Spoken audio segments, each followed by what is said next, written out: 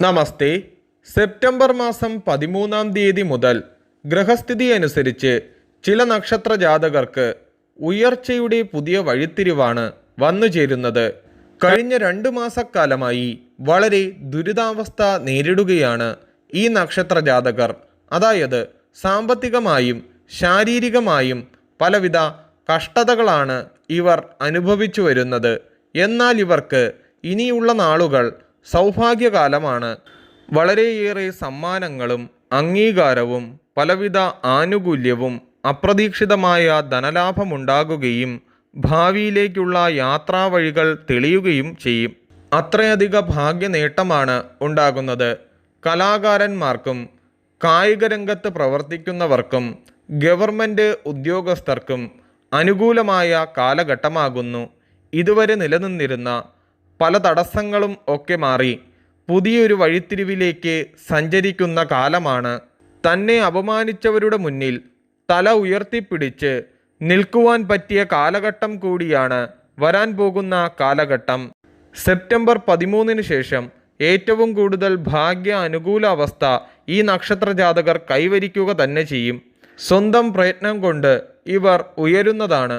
പുതിയ പലവിധ പദ്ധതികളും മനസ്സിൽ ഉദിക്കുകയും അത് ജീവിതത്തിൽ പലവിധ നേട്ടത്തിലെത്തിക്കുകയും കുബേരനെ പോലെ സൗഭാഗ്യത്തിൽ ജീവിക്കുവാൻ കഴിയുന്നതുമാണ്. ഇതിൽ ആദ്യത്തെ കൂറായ ചിങ്ങക്കൂറിൽ ഉൾപ്പെട്ടിരിക്കുന്ന മകം, പൂരം, ഉത്രംകാൽ ചിങ്ങക്കൂറിൽ ഉൾപ്പെട്ടിരിക്കുന്ന ഈ നക്ഷത്ര ജാതകർക്ക് ഭാഗ്യം കൊണ്ട് പലവിധത്തിൽ ലാഭം വന്നുചേരുന്ന കാലഘട്ടമാണ്. അധികാരയോഗവും വാഹനയോഗവും രാശിചക്രത്തിൽ തെളിയുന്ന കാലഘട്ടം കൂടിയാണ്.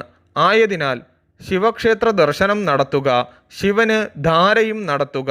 അടുത്ത നക്ഷത്രക്കാരായ ഉത്രമുക്കാൽ, അത്തം, ചിത്തിരാര, കന്നിക്കൂറിൽ ഉൾപ്പെട്ട ഈ നക്ഷത്ര ജാതകർക്ക് കുറച്ചു കാലം കൊണ്ട് പലവിധ ദുരിതാനുഭവങ്ങളും വന്നുഭവിച്ചു കൊണ്ടിരിക്കുകയാണ്. രക്തസംബന്ധമായ അസുഖങ്ങൾ ഈ നക്ഷത്ര ജാതകരെ അലട്ടിക്കൊണ്ടിരിക്കുന്ന കാലഘട്ടമായിരുന്നു. അതിൽ നിന്നും ശമനമുണ്ടാകുകയും ജീവിതത്തിൽ ഉന്നതിയും സൗഭാഗ്യവും അംഗീകാരവും പലവിധ ഗുണാനുഭവങ്ങളും ഈ നക്ഷത്ര ജാതകർക്ക് വന്നുചേരുവാൻ പോകുകയാണ്.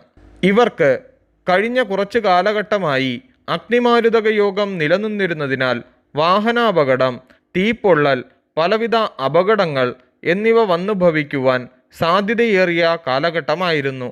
എന്നാൽ 13 മുതൽ ചൊവ്വയുടെ മാറ്റം കൊണ്ട് പലവിധ ഭാഗ്യ അനുഭവങ്ങൾ ഇവരെ തേടിയെത്തുന്നു.